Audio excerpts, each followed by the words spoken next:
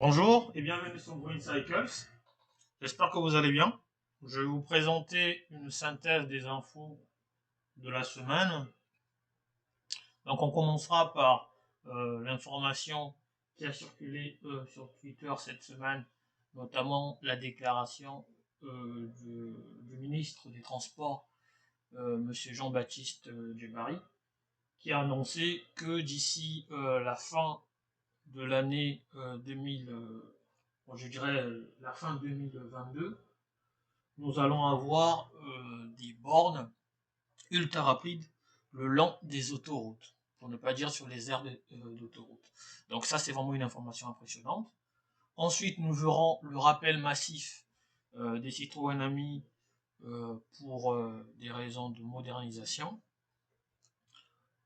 La fin de la production de la Polestar 1.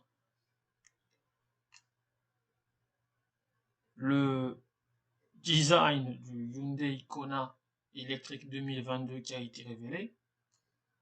Et enfin, nous terminerons par le fait que l'Allemagne ait voté le 10 février dernier une loi qui autorisera dorénavant certains véhicules qui en seront équipés de pouvoir exploiter la conduite autonome de niveau 4.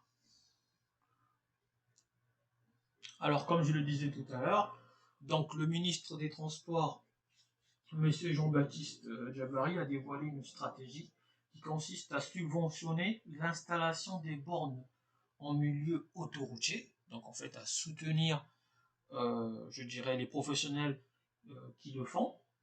Il y a une enveloppe de 100 millions d'euros qui est sur la table pour ça.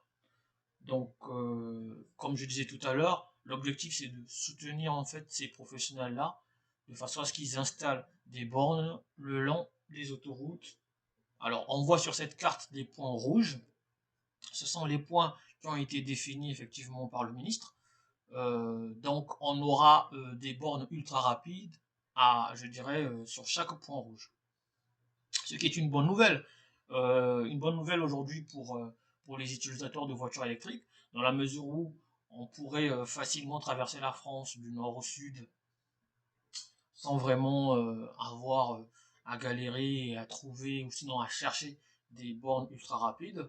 Aujourd'hui, on peut dire qu'il n'y a que les Tesla qui ont vraiment la facilité de pouvoir traverser la France sans problème. Le réseau Unity, quant à lui, n'est pas encore suffisamment maillé en France pour vraiment couvrir toutes les autoroutes.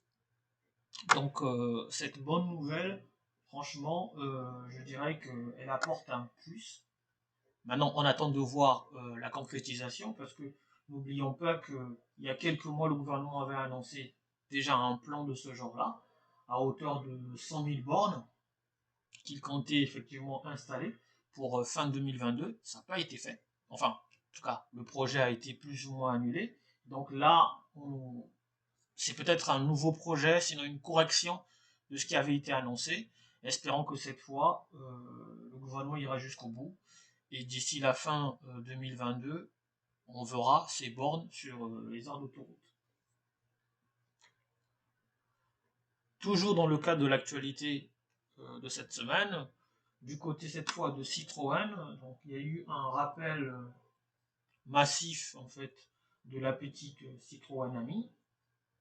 Alors, un rappel lancé par le constructeur pour une campagne de modernisation. Donc, il n'y a rien d'alarmant, hein, rien de bien grave.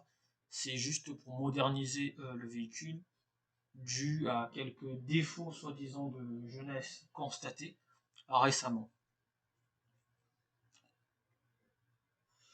On arrive enfin sur l'information qui concerne la Polestar 1. Donc la Polestar 1, pour rappel, c'était donc le premier véhicule de Polestar sous la direction à l'époque encore de Volvo. Aujourd'hui, la Polestar, c'est une marque à part entière qui fabrique maintenant des voitures électriques parce qu'on a la Polestar 2 maintenant qui est déjà sur le marché.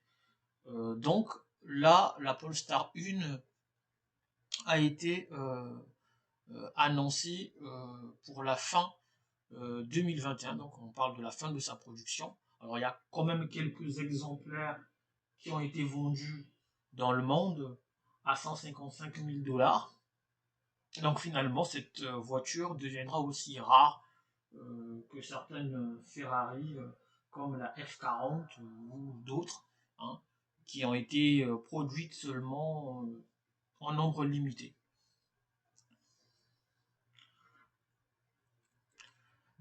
Du côté cette fois de Hyundai, donc Hyundai a pris la peine de nous dévoiler le nouveau Kona électrique, sinon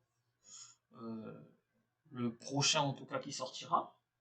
Alors ce Kona, sincèrement, il a été, je dirais, un peu plus affiné, il est beaucoup plus joli. Moi personnellement, le Kona, enfin en première génération, je l'aimais pas du tout, il me plaisait pas.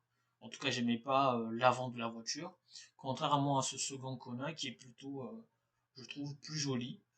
Et franchement, on a hâte déjà de le voir sur nos routes. Je vous invite à aller voir la vidéo d'essai faite par Cradisiac, où vous verrez des tests déjà qui ont été effectués sur ce véhicule. Franchement, il y a un progrès au niveau de l'intérieur de la voiture également, donc une meilleure qualité perçue des matériaux. Franchement, voilà, vraiment chapeau à eux pour cette correction et ce restylage qui vraiment apporte son lot de petites nouveautés.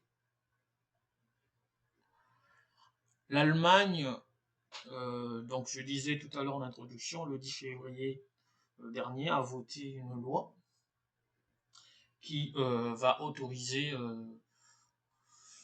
la conduite autonome de niveau 4. Alors je ne vais pas rentrer dans les détails pour vous expliquer qu'est-ce que c'est la conduite autonome de niveau 1, de niveau 2, de niveau 4. Bon, écoutez, je vous remercie de m'avoir suivi. On arrive à la fin de ce Flash Info. Abonnez-vous, ceux qui sont intéressés, et laissez des commentaires. Merci infiniment et à la prochaine. Ciao!